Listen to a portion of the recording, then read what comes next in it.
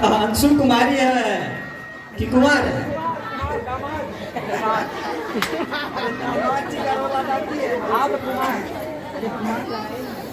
चलिए, तो ये अंशु कुमारी कुमार हो गया जो दामाद के रोल अदा कर रहे हैं। जोरदार ताली इसके लिए एक बार, दामाद भी लग रहे हैं। चलिए आरती कुमारी, ये कौन सी करो? चलिए उनकी बेटी है। हाँ चलिए ठीक है ठीक है। उसके बाद सोनू कुमार राज माधव वैद है, माधव है ना? ये देख लीजिए, ये सोनू जी है, लगते भी ये माधव है ना? हाँ चलिए, बहुत जान है शरीर में। चलिए चलिए, अब है आलोक चंद्रमोहन। किधर आलोक? चंद्रमोहन, ये लग रहा है नर्स कहीं से, बताइए। लेकिन नर्स है ये, है ना? दोनों आदमी नर्स हैं। चलिए बहुत अच्छा। तो देख लिया आप लोग, जोरदार ताली एक बार। ये आखिरी नाटक आप लोगों के बीच है, सभी आप लोग सभी लोग से मिल लिए। चलिए अब हम चाहेंगे जो नाटक का रोल है उसको प्ले किया जाए। आप इतने परेशान क्यों दिखाई देते हैं? परेशान तो रहूंगा ना पार्वती, आखिर एक बेटी का बाप जो ठहरा। पार्वती, अब उसके हाथ पीले करने का समय आ गया है। पर हमारी आनंदी तो अभी सिर्फ 9 साल की है। अभी तो उसके पढ़ने लिखने और खेलने कूदने के दिन हैं। देख पार्वती, लड़कियां पराया धन होती है और जितना जल्दी इन्हें घर से विदा कर दे उतना अच्छा है। कल से आनंद की पढ़ाई लिखाई बंद। पर बापू, इसमें मेरी क्या गलती है? आप मुझे पढ़ाई करने क्यों नहीं देते? तेरी गलती है कि तू एक लड़की है। लड़का होती तो क्या बापू? लड़का होती तो क्या? ऐ लड़की, ज्यादा जबान ना चला, नहीं तो जबान हलक से खींचकर बाहर निकाल दूंगा। बापू, मैं पढ़ लिख कर कुछ बनना चाहती हूँ, मेरी पढ़ाई ना रोको बापू। आनंदी, तुझे पढ़ना है तो पढ़, लेकिन सारी उम्र बाप की छाती पर यूं बोझ बनकर ना बैठ। पर बापू, अभी तो मेरी उम्र पढ़ाई लिखाई की है, मुझे पढ़ लिख कर डॉक्टर बनना है। पढ़ाई पढ़ाई पढ़ाई, आज तो तेरी किताबों का काम तमाम करके ही छोड़ूंगा। ये ले। नहीं बापू, मत फाड़ो बापू। छोरी। नहीं नहीं बापू, नहीं। बापू, ये तुमने क्या किया? तुमने मेरी इन किताबों को ही नहीं फाड़ा बापू, मेरी किस्मत फाड़ दी, मेरी किस्मत। ये कॉपी किताबें ना सिर्फ छोरों के हाथ में अच्छी लगती है, लड़कियों के हाथ में तो सिर्फ मेहंदी अच्छी लगती है, मेहंदी। पर बापू, मैं लड़की हूँ तो क्या हुआ? लड़का और लड़की तो हमारी दोनों आंखों के समान होते हैं। चुप कर आनंदी, और यह एहसान मान कि अब तक जिंदा है तू। कहीं बचपन में गला दबाकर मार दिया होता तो यह तेरी बकबक नहीं सुननी पड़ती आज। पर बापू, मुझे चूल्हा जलाना अच्छा ना लगे है। देख छोरी, जितना जल्दी हो तू चूल्हा जलाना सीख ले, उतना ही अच्छा है तेरे लिए। और हाँ, तेरा ब्याह तो होगा, वो भी कल के कल। अबला जीवन है तुम्हारी यही कहानी, आंचल में है दूध और आंखों में है पानी। मुझे माफ कर दे बेटी, तेरे बापू के जिद के आगे मेरी एक न चलेगी। माफ कर दे बेटी, मुझे माफ कर दे। इस प्रकार मात्र 9 वर्ष की छोटी उम्र में आनंदी का विवाह गोपाल राव जोशी से हो गया। बाल विवाह एक सामाजिक कुरीति है और इस कुप्रथा का शिकार होना पड़ा आनंदी को। 5 वर्ष बाद आनंदी 14 साल की हो गई है। उसके घर एक शिशु ने जन्म लिया है। देखते हैं आगे क्या हुआ। देखिए ना, इसे क्या हो गया है?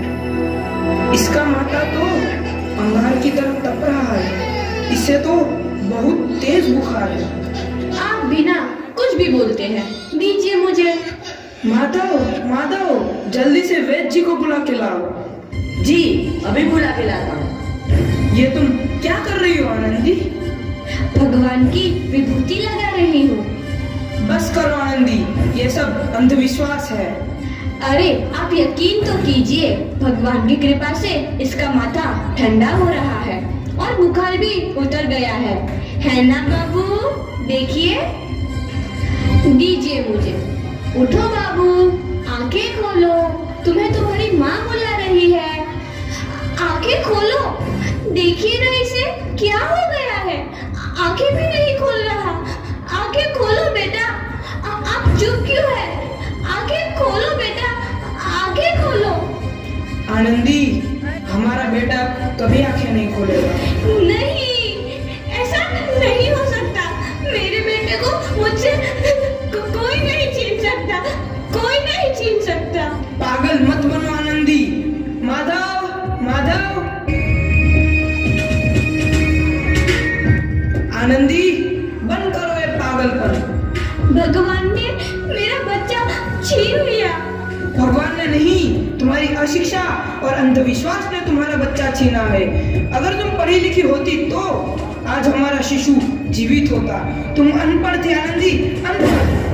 नहीं, अब मैं अनपढ़ नहीं रहूंगी, नहीं रहूंगी मैं अनपढ़। मैं पढ़ूंगी ताकि कल किसी और आनंदी को इलाज के अभाव में अपना बच्चा ना खोना पड़े। शाबाश आनंदी, और यही तुम्हारे अपराध के लिए प्रायश्चित भी है। जोरदार ताली होनी चाहिए।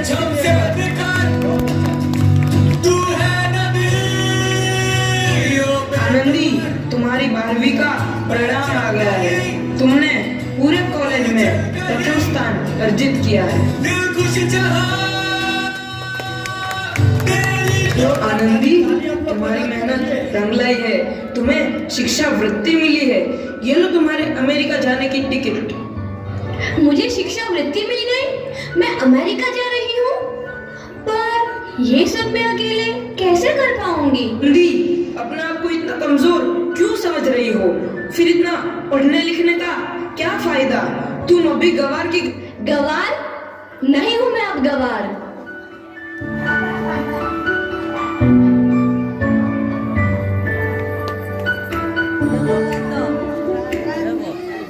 तो इस प्रकार 7 अप्रैल 1883 को आनंदी अमेरिका के पेंसिल्वेनिया के लिए रवाना हुई और 3 साल बाद उन्होंने डॉक्टर ऑफ मेडिसिन की उपाधि प्राप्त कर ली। इधर आनंदी के पिता की तबीयत बहुत खराब है। आगे क्या होता है देखते हैं। लगता है अब मेरे जाने का समय आ चुका है। अब मैं नहीं बचूंगा। ऐसा मत बोलो। शहर के सिटी हॉस्पिटल में अमेरिका से डिग्री लेकर कोई बड़ा डॉक्टर आया है। एक बार वहां चलकर दिखा लेते हैं। हाँ, सही बोला भैया, कम से कम दिल को तसल्ली तो मिल जाएगी। हाँ हाँ, चलो चलो जल्दी हॉस्पिटल चलते हैं।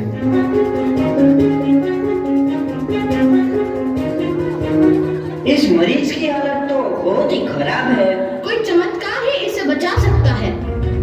ऐसा मत बोलो भाई, डॉक्टर साहब कब तक आ जाएंगे? लो आ गई डॉक्टर मैडम। डॉक्टर मैडम जल्दी देखिए, मरीज की हालत बहुत ही खराब है।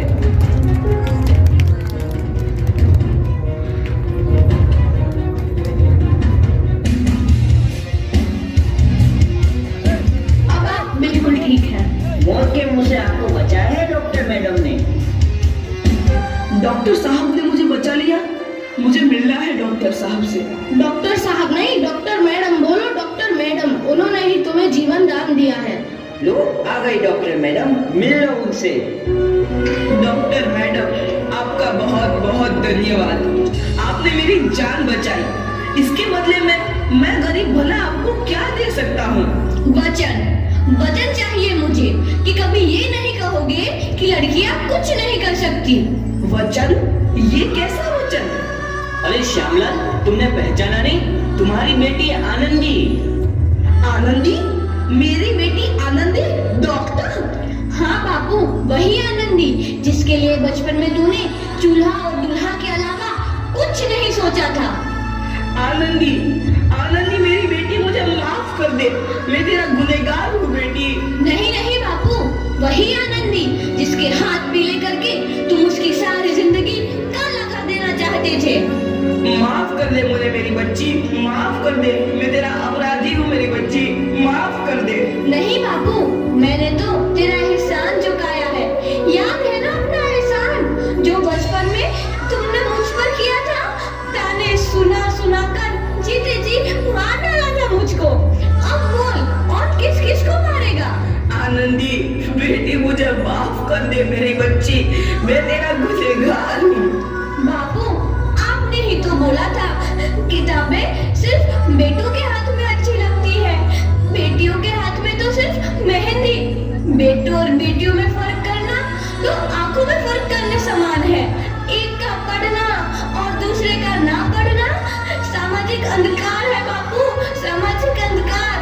उपकार मांगता हूँ मैं तुझ जैसी बेटी का, जिसने सारी उम्र मुझसे कुछ ना मांगा तो सिर्फ बराबरी का दर्जा।